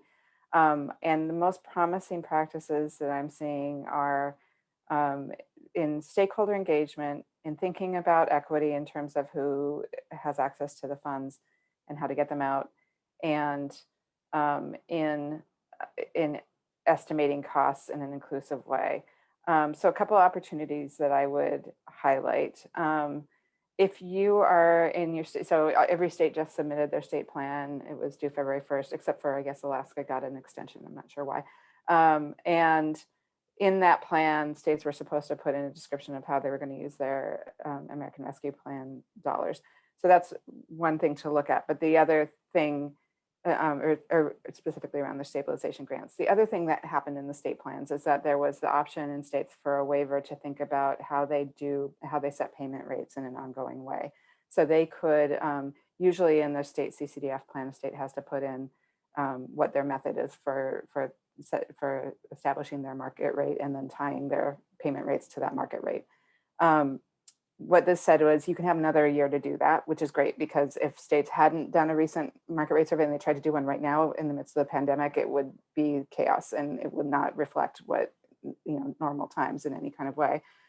So they gave them that waiver opportunity also to give them time to explore what's called the alternative methodology, or using a cost estimation model to set payment rates instead of surveying the market. So for years, state payment rates have been artificially low because they've been tied to this kind of traditional way of measuring the market rate, which relied on what parents could pay, right? So childcare providers charged less than they really needed to because they were charging for a market that could pay less than what it costs to provide childcare. And then the states would survey those providers and they'd say, here's what their rates are. And then they'd base their payment rates based on that. So it was this vicious cycle. It still is in most states, to be fair. But this is an opportunity in both the in both the stabilization grants, and then thinking forward into setting payment rates going forward for states to really explore using these cost estimation tools. And there's one that's already pre-approved by the Administration for Children and Families that states can, it's like out of the box, states can plug their numbers in, they can look at it, there's a lot of help. And it's a really easy thing to do. And it in addition to helping with these stabilization grants and incorporating some policy goals into that, like higher compensation or like, other related costs, they can also build into their payment rates going forward, what the real cost of providing quality care is in the ways that it's defined in their state. So that's one really great opportunity. The other thing, what was else? The other thing I was going to talk about?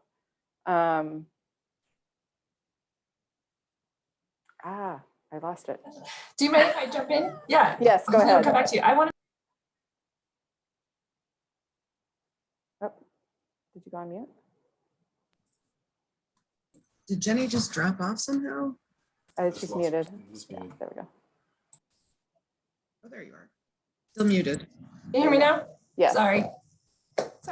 I wanted to ask you about Georgia's cost modeling pilot project. We talked a little bit about, because I think Christine, you really set it up nicely, explaining the difference between the market rate and the reason that market rate is sort of ineffective, and a reason for states to consider looking into cost modeling as a way to stabilize the whole field, to improve compensation. So I wonder, Woody, if you could tell us about your experience in Georgia with cost modeling. Yes, definitely.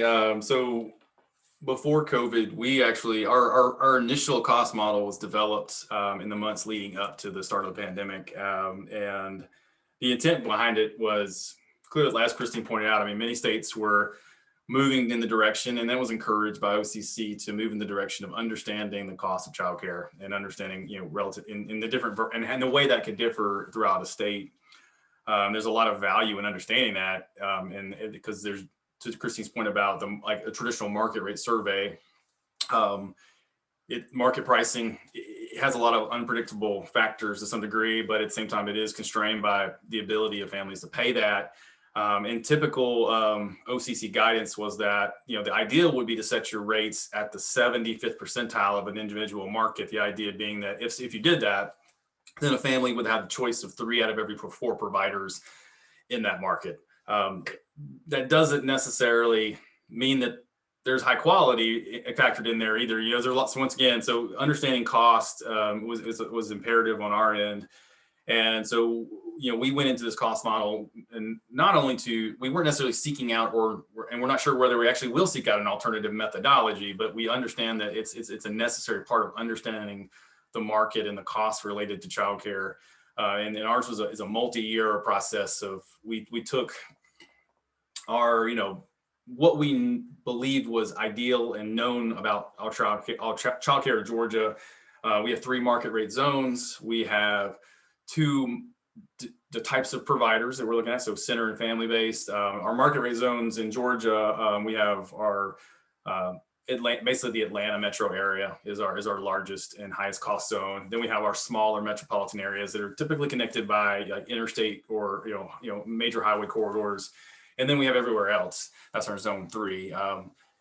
And then clearly there's different age groups and types of settings, types of care we have to consider. So really building those costs and understanding, and then also layering factors of quality into that. So so what we did is we developed that cost model about a little over a year ago, and now we're in the process of, we did use that cost model for how we have set up our stabilization payments thus far, but we're also in the process of trying to improve the data that goes into that cost model.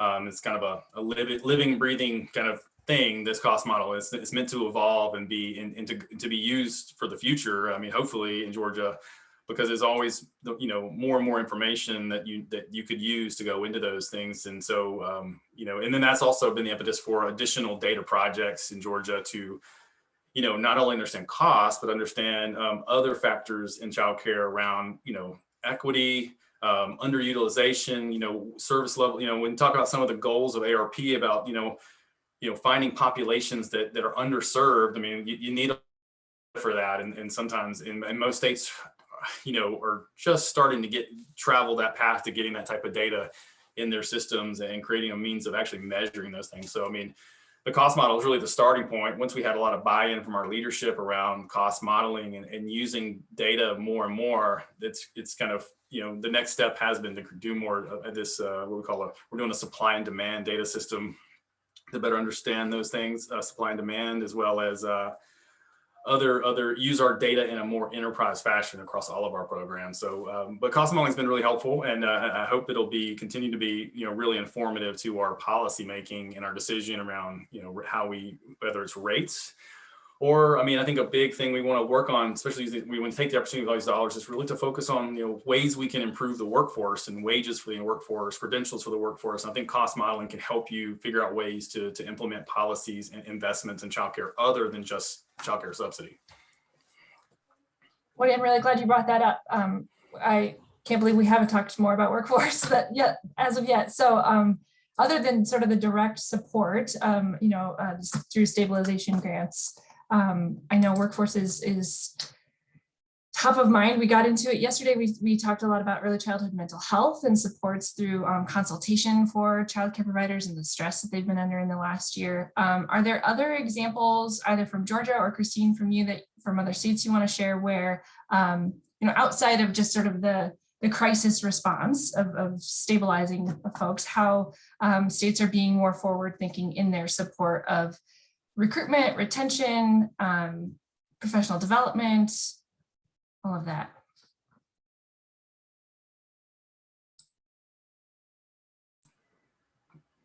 Go ahead, Christine. Okay.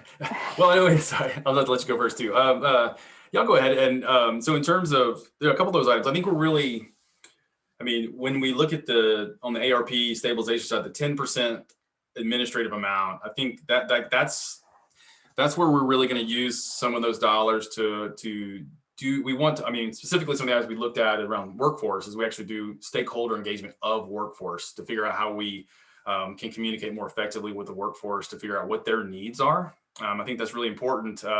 We've been really lucky in Georgia in that our Georgia pre-K program has allowed us to, we have a public-private model, but it's allowed us to really push the envelope around the credentials and the wages for Georgia pre-K teachers. So now, unfortunately, it's not quite as simple or as easy when it comes to how you impact those types of things like credentials and wages for teachers of children 0 through 3 in Georgia. And that's really what we want to try to focus on, is how we can do that, because it's like we can't necessarily control their wage, but there are other incentives that we can put into the system to not only encourage higher wages for the teachers, but also encourage, you know, credentials, getting higher credentials, and those types of things. So I think, you know, we do intend to use the 10% administrative dollars to really focus in on like the stakeholder engagement side and really trying to leverage those resources to figure out ways we can really push that area. And then in terms of mental health, I think that's another area we want to actually focus on these funds. We have also, in the last couple of years, we have been funded at the state level for a couple of positions related to mental health, childhood mental health. And I think that's an area we definitely want to build greater strength around technical assistance for childcare providers and better understanding ways we can support programs as it relates to, you know, childhood mental health. Yeah, I think, you know, I think when it comes to recruitment and retention, it's so entangled in the compensation question, and fixing compensation has just been a big challenge always for the field. It relies on better payment rates for subsidy, but most of the field, frankly, isn't part of the subsidy system. So the you know, fixing the compensation in early childhood is a bigger question, and is really about respecting childcare workers as professionals and for the qualifications and for the responsibilities that they have. I'm not the expert in this area, but I would say there's the Center for Study of the Childcare Employment and Childcare Workforce out in Berkeley. They have written so much about this, and especially during the pandemic, and ways of thinking about how to support compensation. And there are a lot of models out there that states have adopted, like the teach and wages model that really links qualifications with compensation and helps provide resources for workers to become more, quote unquote, credentialed. And those, so some states have adopted those. I think there's other, other strategies, but there's also, a number of states where now childcare workers, and particularly home-based childcare workers, are unionized. And that's obviously not going to happen in every state, but where that is happening, that's driving real conversations with state agencies around compensation. And that's helpful, again, at least for the providers that are part of the subsidy system. But it is at the core of what we have to fix in order to stabilize the workforce. And then, I think there are opportunities in ARPA for some of the, not just for compensation, but for some of the things like mental health supports that you can use the grants for, because it is not just a low-paying job, it's a really stressful job. And it's one that, there are real mental health needs. And, I can't remember the exact percentage, but a significant portion of the childcare workforce relies on other types of public supports in order to make ends meet. So that, and being in a low-wage job causes stress too. So I think all of those strategies have to come together. And I think, as Lynette and Mary said, we're saying at the beginning, Lynette kept coming back to compensation, and there's a reason for that, because it's really like, that's what's at the core of stabilizing the field. I would like, I'm sorry. Go ahead. No, go ahead. I was going to add, so, this is one place where a cost modeling can really help you understand, some of this, what impacts can come out of making changes. When our cost modeling tells us that the wages, and if there are any benefits, are typically make up 40 to 60% of the cost of providing childcare for a provider. So, it's a conundrum is like, well, if you're going to increase wages, how do you do so without increasing the overall cost? It becomes a very difficult situation to be in. So then that's where you got to understand as a state, potentially how you can be that incentive to maybe bridge that a little bit, so that therefore it's not necessarily that cost doesn't have to necessarily be passed on to families, because there's just no way that wages can increase, because it's as Christine pointed out, we all know it's a low wage environment. And if we want to, like in Georgia, I can say that, a lot of our private providers who have a Georgia pre-K classroom, that Georgia pre-K teacher is actually the highest paid individual in that center. And the other teachers don't make nearly what that teacher makes. So, if we're going to, hopefully, as much as we'd like to professionalize, it's like, how do you do so without, when 40 or 60% of the cost is built around the wages of the staff, how do you do that without increasing the cost of the families, because it's already very expensive? And so how do you do that without, undermining the ability of the family to pay for that quality of care that you would hope to provide? So it seems there's a role for states to try to figure out how we can bridge that gap without making it cost more to the families, if possible. Absolutely. Yeah. Well, I know we're right over the hour. We just have a few more minutes to wrap up. Are there any final questions from the folks on the line? If not, we've got, Woody and Christine's contact information, happy to help connect with follow-up questions after the fact. I know it's getting late, lunchtime here in Denver. Okay, I don't see any hands raised unless I'm missing Allison or Melissa. Well, thank you so much, Woody and Christine, for helping us get into the weeds a little bit. I know we're all at sort of different levels with these issues. Childcare is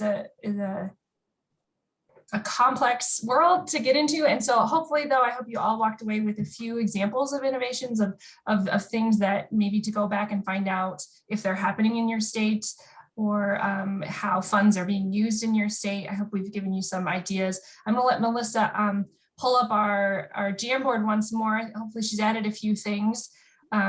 as far as new ideas, new policies, or new practices. Lots of things we still need to know. I appreciate Christine sharing some resources of where folks can go find what's happening in their state. Yes, we definitely heard some more challenges, some more innovations, but if you jotted down something, let me just open it up to everyone else. If you jotted down something during that last conversation, please go ahead and unmute or drop it in the chat and let us know so we can. Sure, I'm just super quickly going to try to go through my list too. So only the one challenge, right? Woody mentioned it's really difficult for states to get the dollars out the door. That's kind of the big thing that everybody's facing right now. Innovations, I tried to start a second column down there. So some of the things we've heard at the federal level, there's significant funding, right? And there's some flexibility with how that's going to be spent. There's extended time and how to set payment rates and examine some of those cost estimation tools, and then also opportunities to engage stakeholders and estimate costs in an inclusive way. State level, we heard a lot directly from Woody, some examples, and I just tried to jot down a few. I'm so happy we're going to have this recording because I'm sure there's a lot I missed. First though, Christine mentioned, I just referenced her last slide. I didn't even try to write everything down. She had a lot of really great examples on there. So we can go back to that in the notes and provide you more context on that. Woody mentioned the stabilization, filling in some of the financial gaps, amending policies for program subsidy billing to support revenue streams, extended TA for the after-school programs, cost modeling, and then the direct payments to providers. And then over here in this last question, and you can just call out wherever we want to go. I kind of jotted down these over here in green that I thought were more like wish list items that people had mentioned, like, oh, we really need to think about this or that, or we should try to focus on things. So I'm just going to kind of leave those off to the side. Some of the things that we still need to know about funding, how to continue innovations once federal funding is up, focusing more on families, how to creatively extend programs to reach more children and families, and how to be intentional about including stakeholder voices. And we just covered a couple of things with the workforce, ways to encourage the workforce to get more credentialed, ways to better compensate the workforce, and ways to provide more TA regarding early childhood mental health. So what else can I add to this list?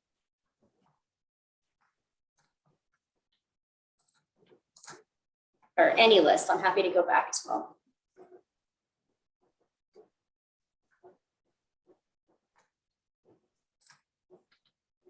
No, we're all too hungry for. That's okay. Well, we will summarize these things and share it in our final recap document. This certainly isn't the end of the conversation. You know, this is an ongoing long-term issue. So if you think of things that you think would be beneficial for your fellows to hear, please let us know, and we'll share sort of our notes. Thanks, Melissa, for capturing all of this. Let me share my screen real quick. I'm going to hand it over to Allison. She's going to wrap us up because we're nearly done. Jenny, you don't even need to share your screen. I think I have 5 quick points that I want to share with everyone on the line. So the first is NCSL has a handful of different learning opportunities that are coming up, ways to deepen your knowledge and network with one another. And some of these are online, others are in person, and we'll send information about that. And again, optional, but just, you know, ways to deepen your knowledge. We'd also love to do one-on-ones with you, our fellows, and or if you're part of a state where there are other fellows, and it would be helpful to do a state team and an NCSL staff huddle, we can make that happen if we want to come together and talk in a larger group. So an email went out last Friday to everyone, and in there was a link to schedule a time. We'll send that back out again, but consider an opportunity to talk with Jenny, Melissa, myself, or all of us at once.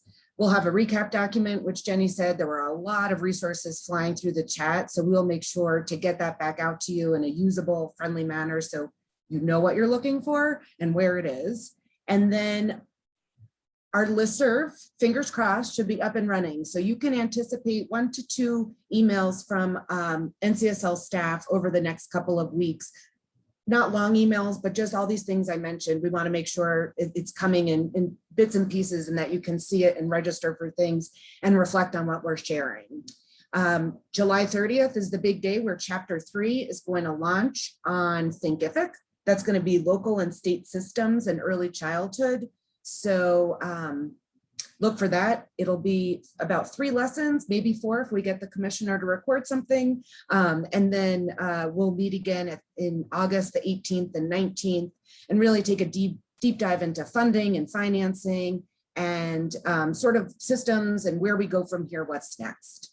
And then the last thing, a big thank you. Thank you to each and every one of you for coming and hanging out with us today. It's been a real pleasure and a real treat. And I think this was a wonderful, wonderful conversation. And so with that, I think we'll let you go on to lunch or your next meeting, which might be on Zoom. So see you all soon. Thanks, everyone.